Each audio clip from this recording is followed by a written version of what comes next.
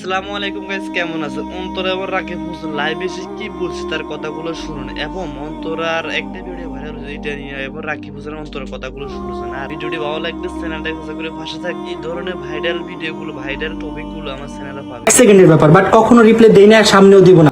যতদিন সোশ্যাল মিডিয়ায় আমি আসি, আমার ভিউস আছে, আমার নাম পেছে, তাদের খেতে হবে, কিচ্ছু করার নাই।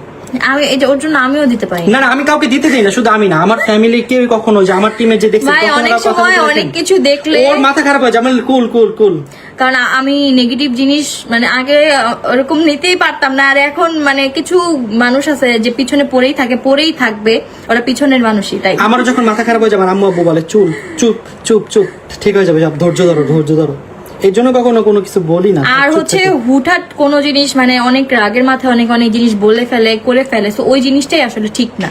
সো রাগ উঠটাই আপনার অনেক কিছু মাথায় আসবে, অনেক কিছু করতে মন চাবে, বাট তখন নিজেকে কন্ট্রোল করাটা, এটা হচ্ছে সব থেকে বড় শক্তি আমার যতটুকু মনে হয়।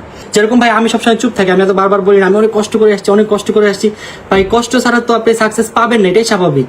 কারো একটু বেশি কষ্ট করা লাগে, কারো একটু কম কষ্ট করা লাগে।